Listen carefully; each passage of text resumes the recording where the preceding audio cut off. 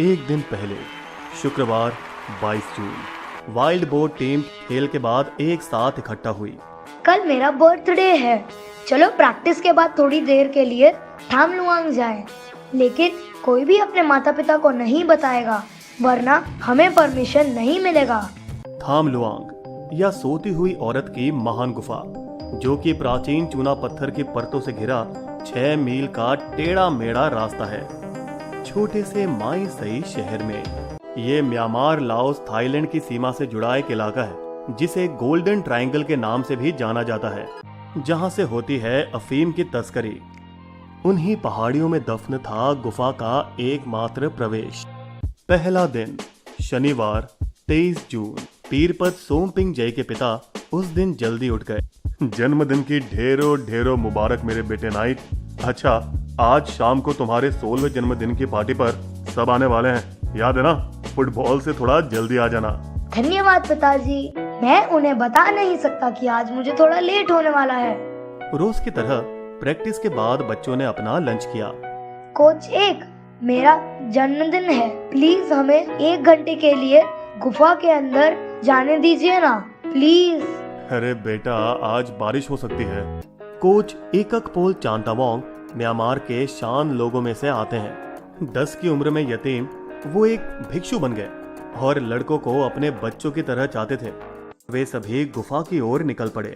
Cycle को park किया, अपना सामान रखा और गुफा के अंदर गायब हो गए। उन्हें क्या पता था कि ये 1 घंटा उनकी जिंदगी का सबसे लंबा घंटा होने वाला है। उसी शाम पीरपत सोमपिंग जय का पूरा परिवार जश्न मनाने के लिए उनके गांव वियन होम में इकट्ठा हुए। जोरदार बरसात होने लगी। बाहरी मौसम से बेखबर अंदर लड़के मजे कर रहे थे, जब तक कि पानी भरना शुरू नहीं हुआ। वहां ऊपर की तरफ चढ़ो, जल्दी! उन्होंने गुफा की ऊंची जगह पर जाकर शरण ली, जिसे पट्टाया बीच बोला जाता है। जाने अनजाने में वे गुफा के करीबन 4 मील भीतर तक पहुंच गए थे। इस दौरान सारे मेहमान बर्थडे बॉय के इंतजार में थे। अरे ये बच्चे भी ना आजकल के, मगर फिर भी उनको जल्दी आ जाना चाहिए था। लेकिन दिन ढलता गया, मगर उनकी कोई खोज खबर नहीं मिली। क्या आपका बेटा फुटबॉल के बाद घर पहुंचा? कुछ तो गड़बड़ी थी, कुछ तो जरूर हुआ था। जैसे ही पता लगा कि सभी गुफा में गए थे, सारे माता पिता वहीं पहुंच गए। ये देखो, 13 की 13 बाइक तो यहीं पर है। इसका मतलब बच्चे यहीं कहीं होंगे। गुफा के अंदर सब इंतजार में थे कि कब पानी उतरे और वे घर पहुंचे। चिंता मत करो बच्चों, पानी जल्द निकल जाएगा। जैसे जैसे रात गुजरती गई, हर एक बच्चा बस एक ही बात सोच रहा था। जब माँ को पता चलेगा कि हम बिना इजाजत गुफा में फंसे हुए थे, तो वो तो मुझे मार ही डालेंगी।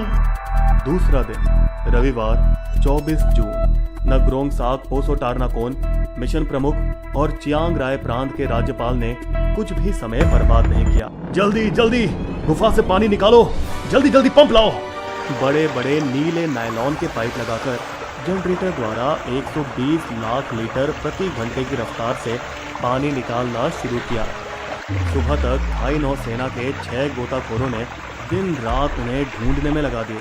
गोताखोरों ने अपनी खोज तो शुरू की, लेकिन धाराओं की ताकत उनके डाइविंग मास्क को जगह पर रहने ही नहीं देती थी। जहाँ पे करंट बहुत तेज है, ऐसे ज्यादा अंदर नहीं जा सकेंगे, कुछ तो करना होगा। जितना पानी बोतलों में लाए थे, वो अब खत्म हो गया था।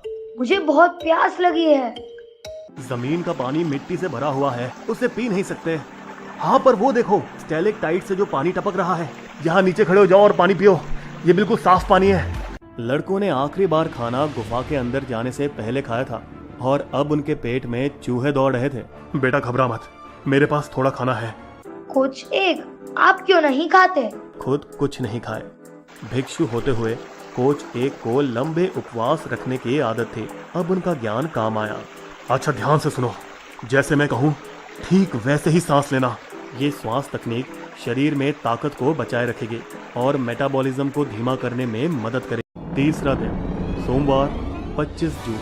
गुफाओं में फंसे बच्चों की खबर अब दुनिया भर में फैल चुकी थी। संसार के हर कोने से 1500 पत्रकार पहुंच गए। अमेरिकी वायुसेना ने एक जीवित विशेषज्ञ और एलिट संचालन टीम को तैनात किया। फ्रांसीसी, ब्रिटिश और ऑस्ट्रेलियाई गोताखोर आए। और वहीं दूसरी तरफ बौद्ध भिक्षु हर शाम परिवारों को साथ में मिलाकर प्रार्थना करवाने आए। माँ बाप गुफा से हटने का नाम ही नहीं ले रहे थे जब तक कि उनके बेटे बाहर नहीं निकल जाते। प्लास्टिक की कुर्सी, खटिया, जमीन, वे कहीं पर भी सो जाते। पास के गांवों के शमन जीवित पशुओं की बलि चढ़ाते। एक मालिश स्कूल ने अपने छात्रों को थके हुए परिवारों, स्वयंसेवकों और सेना को मुफ्त में मालिश देने के लिए भेजा। जल्द ही मिट्टी में गड़ा एक छोटा सा तंबू शहर बन गया, जहाँ पर खाना पीना, नूडल्स और एनर्जी ड्रिंक बिकने लगे। अंदर खाना तो खत्म हो चुका था, लेकिन फिर भी लड़के बाधाओं से जूझ रहे थे। देखो बच्चों, धीरज रखो, आपके माता पिता हमें जरूर खोज निकालेंगे।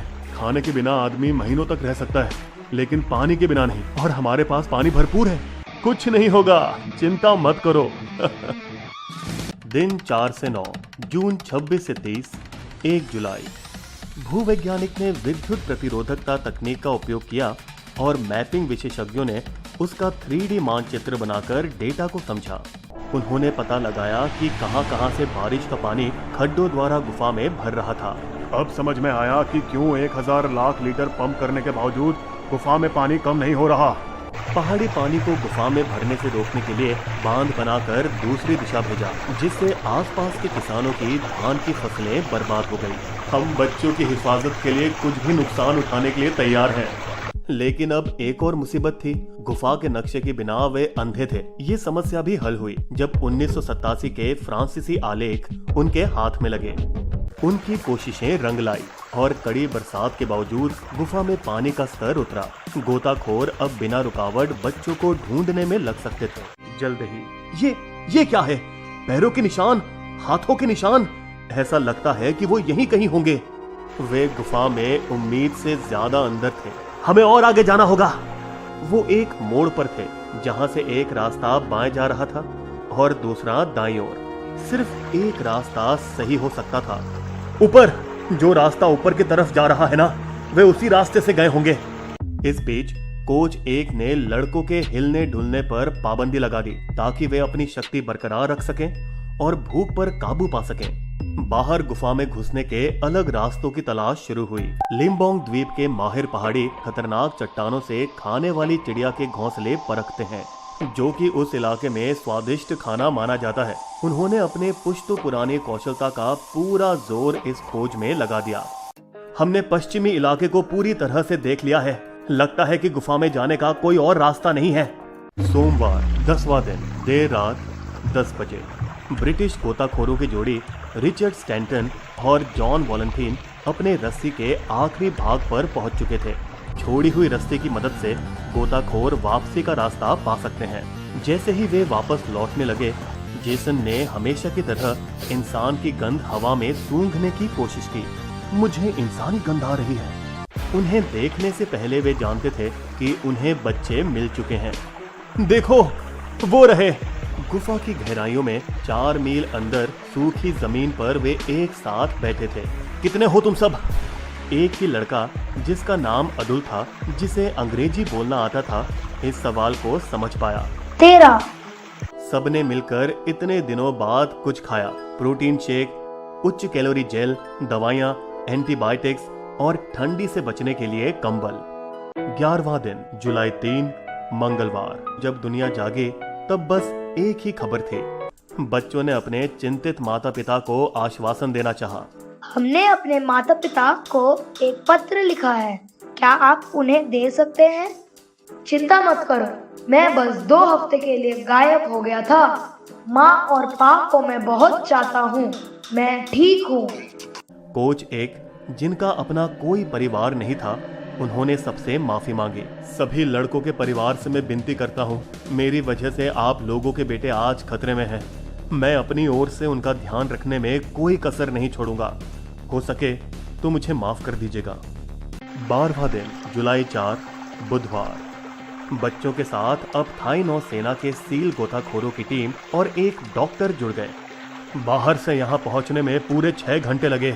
डॉक्टर पाक लोरेंशून, डॉक्टर डाइवर, थाईलैंड में लोकप्रिय हो गए जब नौसेना ने उनका गुफा के अंदर लड़कों के घावों का इलाज करते हुए वीडियो बनाया। कई रातों तक वो बच्चों के साथ रहे और वे गुफा छोड़ने वाले आखिरी व्यक्ति थे। देखो, तुम्हें और तंदुरुस्त बनना होगा। शायद तुम्हें कुछ दिन और अंदर रहना पड़े या शायद यहाँ से तैरते हुए निकलना पड़े। बाहर बारिश रुकने का नाम ही नहीं ले रही थी और पूर्वानुमान भी खराब था। सर, बाढ़ आ सकती है और गुफा में पानी फिर से भर सकता है।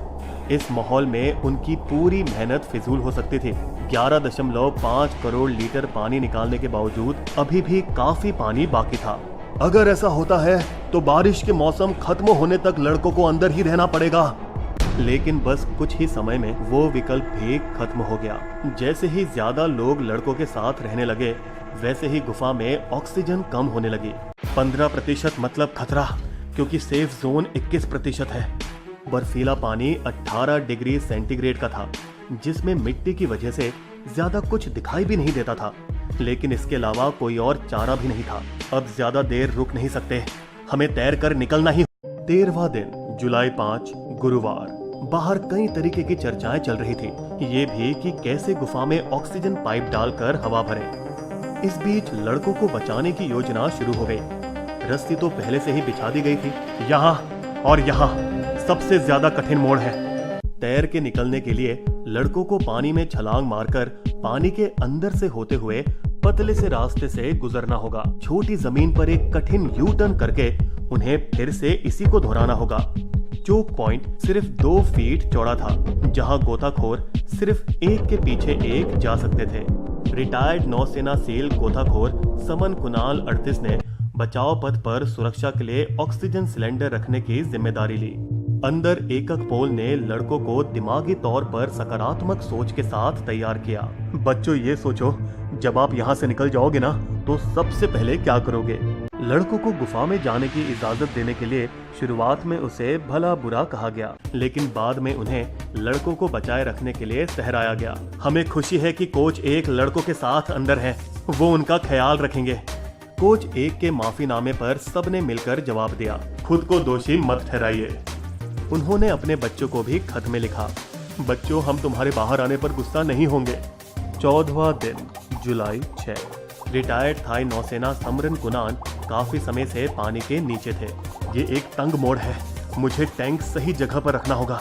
पतली गली में इतना बड़ा सिलेंडर रखना जोखिम हो सकता था। अगर मैं इसे यहाँ रखता हूँ तो ये किसी के सिर पर टकरा सकता है। अगर मैं इसे यहाँ डालूं तो इमरजेंसी में इतनी गहराई तक पहुँचने में दिक्कत हो सकती है।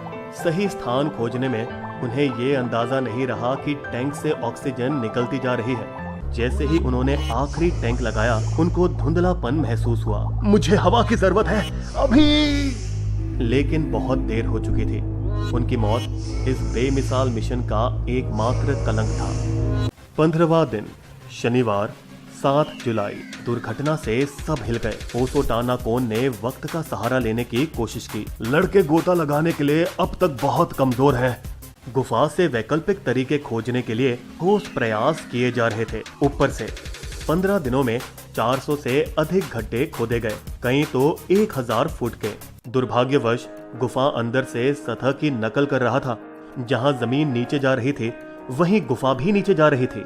एक गाड़ी की दुर्घटना के बाद जब 6 लोग घायल हुए, तब प्रयास को बंद कर दिया गया। फैसला किया गया, लड़कों को पानी द्वारा ही बाहर आना होगा, लेकिन उनमें से कोई भी तैरना नहीं जानता था। इसलिए लड़कों, हमें आप सबको सुलाना होगा ताकि आप पानी में घबराए ना।